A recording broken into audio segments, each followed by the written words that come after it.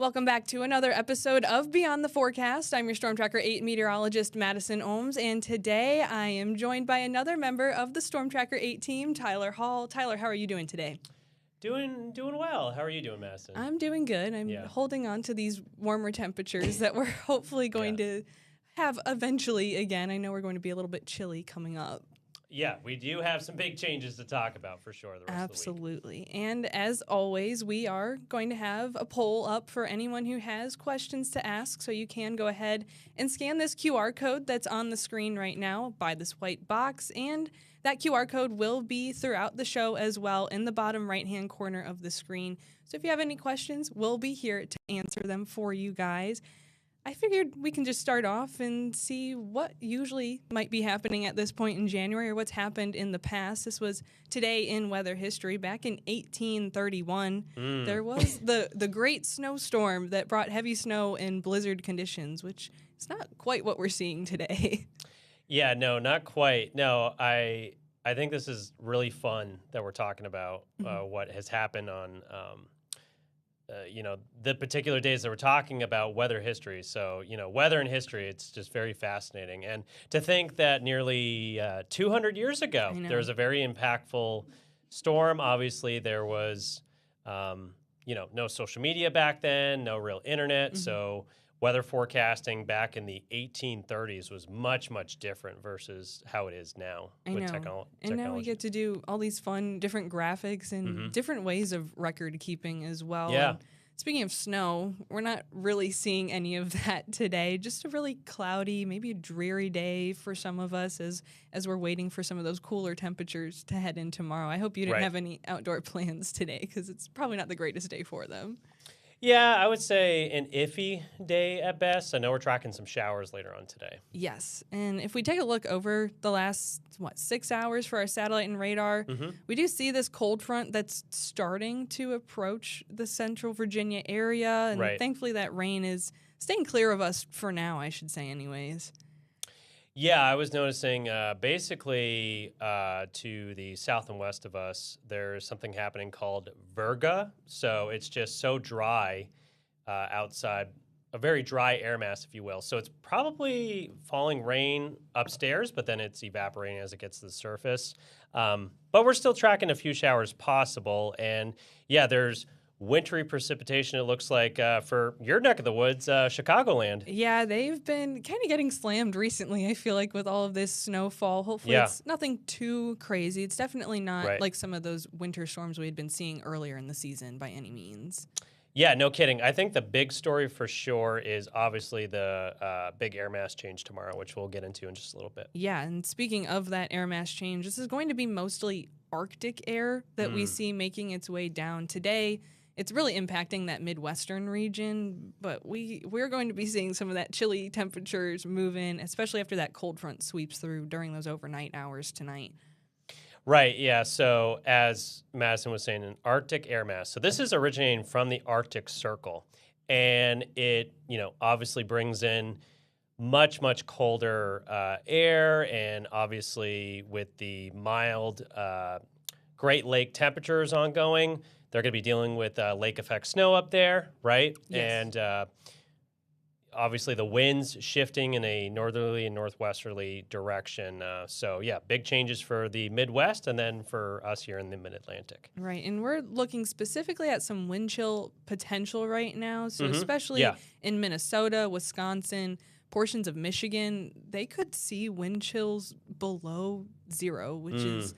I can't even imagine. I experienced them growing up, but haven't experienced it in quite a while. And even wind chills below 10 degrees into those single digits, it is just a whole other ball game when you're feeling those types of winter conditions.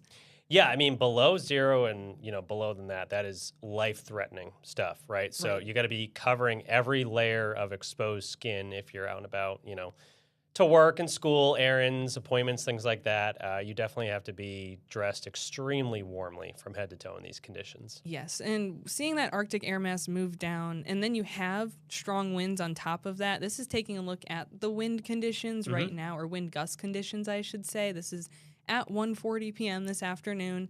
take a look at Madison, Wisconsin. They're having some pretty strong wind gusts up there, 33 miles per hour. Yeah. A few other folks in the 20s, especially across Illinois. So it's pretty chilly out there. If we take a look at some of those wind gusts as they progress and that air mass keeps on moving a little bit south and east, that's when you see those wind shifts and some of those gust amounts change as well. Yeah, and another thing that I'm noticing with this weather graphic that you're showing, Madison, is, for us through tonight, it's mainly a southwesterly wind ahead of that front. And then obviously on the back end of the front, overnight tonight into Thursday morning, it will shift into a northwesterly direction, hence why it's going to be much colder tomorrow for us. Yeah, we even take a look at those early morning hours on Thursday morning. This is tomorrow at 7 a.m., and in Roanoke, they're seeing 23-mile-per-hour gusts, and even reaching us here in Richmond, that's still 20-mile-per-hour wind gusts, which is still pretty significant, even though it's not maybe as strong as what they're experiencing in the Midwest during the afternoon today. Right. Yeah, absolutely. Got to be breezy to windy tomorrow for us across the region. Absolutely. So we see that Arctic air mass moving in. We see those strong winds. This is when those wind chill temperatures start to play a really big factor for folks. You said no exposed skin. It is very dangerous for people. Look at Duluth, Minnesota. That's negative 14 degrees by tonight. I could not. I don't know if I'd survive that. Yeah, again, as I said earlier, it's life-threatening. If you don't have to be outside at all, at that point, it's late evening, so a lot of people are already home from work and school, so hopefully no one's outside tonight in the upper Midwest, because, that's some pretty dangerous stuff up there. Yeah, and overnight we're seeing, sub-zero temperatures or wind chill temperatures, I should say, and then that air mass seems to be making its way a little bit closer and closer to us throughout, portions of Ohio, Indiana, even dipping down into Kentucky. And that's when we start to see some of our temperatures start to cool as well, or those feels-like temperatures start to drop. And this is, Thursday, right before the afternoon tomorrow? Yeah. And we're going to feel like we're 20 degrees, when we're starting off the morning there. So that's going to be something, all right. Yeah, it's going to be a shock to the system, right? Today and the last several days, honestly, the first half of January, right, has been above average and at times feeling spring-like outside. So, it's going to be a big change. Yeah, and we were in the 60s last week, almost 70 on one day. And crazy. Now we're going, well below freezing, at least for those feels-like temperatures out there. And if we wanted to break down what we're feeling tomorrow just a little bit more, relatively stagnant temperatures, cold temperatures, but we're still not going to be changing or fluctuating all that much from the morning back into the evening hours. Yeah, as we were discussing earlier, I think it's safe to say that the high on Thursday is going to be occurring during the overnight hours as the front is in the process of sweeping on through central Virginia. And then on the back end of the front, obviously temperatures are going to be falling through the 30s. And with the wind, as we've been talking about pretty heavily already, it is going to be feeling like the 20s. So some pretty cold stuff. Even waking up 8 a.m. on Thursday morning, it's going to feel like 19 degrees. So even though we're feeling like we're in the 20s for much of the day, some of those early morning hours could feel even cooler, especially cooler than what we've witnessed in a while. Yeah. Feels like, or actual temperatures. Yeah, it's going to be a big change for sure. Going to get those heavier coats out again. Right. And so on the topic of wind chill, I figured we'd kind of break down, what it is and how it affects us. Normally when we're experiencing calm winds and they're not that gusty or breezy, we always have our body heat to help keep us warm. And that's usually going to generate around us, or we'd like to think it generates around us a little bit. And so that's why we're showing this orange little air mass here around us. But when we start to see those windy conditions start to pick up, it almost blows that warm layer off of us is a good way to think of it. Yeah, I think it's fair to say that a lot of people don't enjoy windy winter days in particular because of this factor. Yeah, the wind, particularly what we're going to be experiencing tomorrow out of a northwesterly direction, will really play a factor in, keeping us warm. So, yeah, you definitely want to be dressed very, very warmly like our guy in this graphic. Yes. And you mentioned a lot of safety tips for experiencing wind chills. Yeah. You hit them right on the head. I mean, limit your time outdoors. It is very dangerous. You could experience hypothermia or frostbite in minutes when temperatures get cool enough, or those feels like temperatures get cool enough. And like you mentioned, cover your exposed skin. You do not want any stone unturned when you're dealing with weather like this. Yeah, I mean, not having a winter hat tomorrow, that's going to go a long way. So yeah, you need the winter hats, you need the scarves, the gloves, winter coat, dressing very warmly for sure, head to toe. I have friends in Madison, Wisconsin right now, and they've been sending me all the layers that they're wearing. They have 2 or 3 shirts, a sweatshirt or 2. They put on multiple layers of pants, socks. I mean, it is dangerous and it's uncomfortably cold. I don't blame them, but I just haven't had to do that in quite some time. Yeah, up same in the here. Midwest and being back out here now. Yeah, no, I mean, that's good that they're taking it seriously, right? Because the last thing you want to see is people sending you photos and they're not, covering up their exposed skin in this situation. It always boggles my mind when people are wearing shorts in the middle of winter, and I just couldn't do it. I need my layers. I like staying warm and bundling up a little bit more. Yeah, I'm with you on that. I know back in the day, after a sports practice, I would be in shorts. Yeah. But that was only for a couple of minutes. Right. As I'm going to, back inside. Yeah, I feel like that's a different story instead of just wandering around town in with shorts in your on, summer gear when it's below 32 degrees, below freezing. Yeah, absolutely. Today, thankfully, though, we're going to be a little bit more comfortable, and then we're taking an outlook for the next 8 days, and that's when those cool conditions start to make their way in. Yeah, again, thanks to this Arctic front that we've been talking about that's coming in tomorrow morning, we'll be well below average once again. Tomorrow, the big story will be, obviously the temperatures, but the wind. Friday morning, going to be the coldest morning we have seen in a long time, upper teens to low 20s.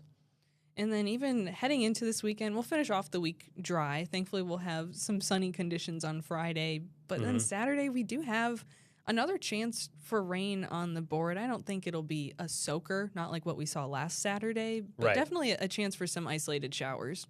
Yeah, I was seeing an isolated chance as well for Saturday. And then we get into Sunday, and we've had some discussions on this. Sunday, there is a chance for some snow, but just be careful what you're looking at online right now. That's all I got to say. Right. A lot of models aren't fully in agreement, and this is where we continue to track the latest and see how those models progress and the different conditions that you need to actually see snow, whether that's the upper layer temperatures or the temperatures we're feeling down here, and how much moisture is being pulled in. There's so many factors into forecasting snow. So right now, we could see maybe a few flurries at best, but it's not going to be anything like those winter storm events that we saw earlier in the winter season.